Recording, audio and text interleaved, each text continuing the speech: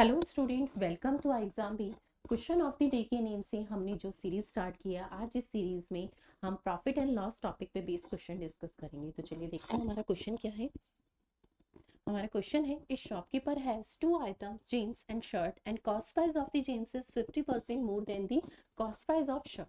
MRP of the jeans is 20% above the cost price and MRP of the shirt is 50% above the cost price. Sam bought both jeans and shirt at MRP and Sam sold to Renu at 9900 rupees and at 10% profit. देखिए हमारे पास यहाँ पे क्या दिया गया है, एक shopkeeper है, ठीक है, जो दो आर्टिकल परचेज करता है, ठीक है, और दोनों आर्टिकल की पहले हमें कॉस्ट प्राइस डिफाइन की गई है और देन MRP. तो देखिए फर्स्ट आर्टिकल इज हमारे पास क्या है,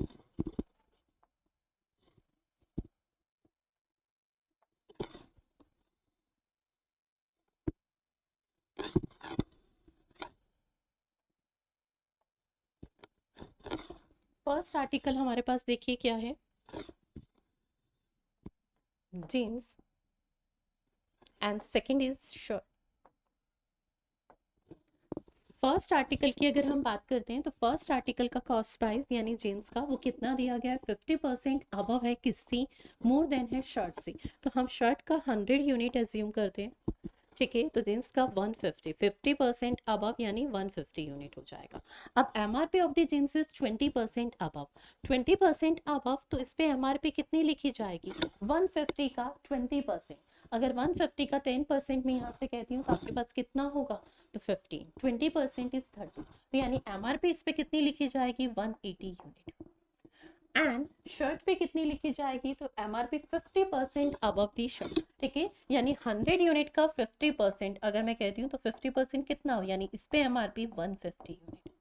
तो शर्ट की एमआरपी 150 है एंड जींस की जो एमआरपी है वो कितनी है आपके पास, 180 यूनिट, ये 20% अबव है, ठीक है. नेक्स्ट लाइन हमें यहाँ पे क्या दी गई है, जो सेम है वो दोनों आर्टिकल को एमआरपी पे बाय करता है, ठीक है, दोनों आर्टिकल को क्या है, एमआरपी पे ही बाय करता है.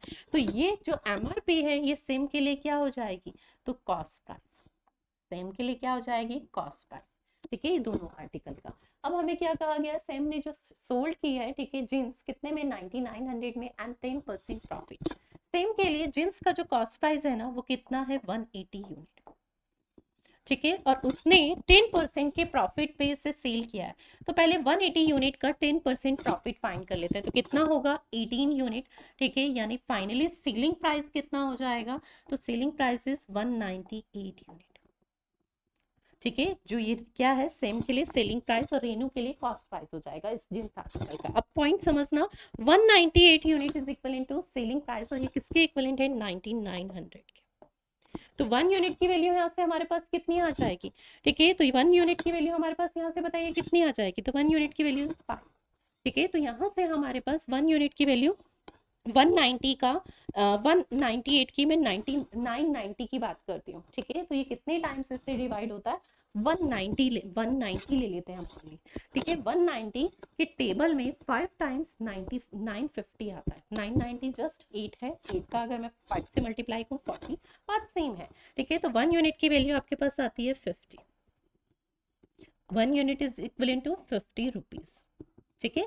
अब हमें यहाँ पे देखिए क्या पूछा गया है हमसे, अब हाँ यहाँ पर ये लाइन पूछी गई है कि हम इसमें से कौन कौन सी वैल्यू फाइंड कर सकते हैं, ठीक है. First is cost price of jeans, 1 unit की वैल्यू 50 है, cost price of jeans is 150, तो क्या 150 यूनिट की वैल्यू नहीं फाइंड कर सकते, ठीक है. सेकेंड है एमआरपी ऑफ शर्ट, शर्ट की एमआरपी कितनी है, 150 यूनिट, 1 यूनिट की वैल्यू 50 है, तो क्या 150 यूनिट की वैल्यू नहीं फाइंड कर सकते, ठीक है. थर्ड आर्टिकल की अगर हम बात करें, थर्ड वैल्यू हमारे पास क्या, what is the initial MRP and initial markup amount of jeans, ठीक है, एमआरपी कितनी मेंशन की गई है अबव जींस पे, तो वो कितना है, 20% इज 30 यूनिट, क्या 30 यूनिट की वैल्यू नहीं फाइंड कर सकते. नेक्स्ट इज अगर हम बात करें difference between the cost price of shirt and MRP of jeans, ठीक है, कॉस्ट प्राइस शर्ट का कितना है, 100 यूनिट और एमआरपी 80 यूनिट, इसका डिफरेंस हमारे पास कितना है, 80 unit.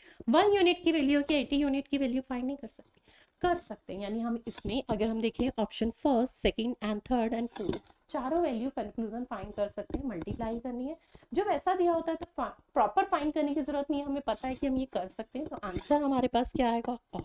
First, second, third, fourth चारों वैल्यू हम इसमें से कैलकुलेट कर सकते हैं। ठीक है, चलिए थैंक यू सो मच, मिलते हैं नेक्स्ट किसी सीरीज में। ठीक है, एक और नए क्वेश्चन के साथ। ठीक है, तो इस सीरीज में आप लोग जुड़े रहिएगा। ठीक है, वीडियो को लाइक एंड शेयर जरूर कीजिए और हमारे चैनल को सब्सक्राइब कीजिए।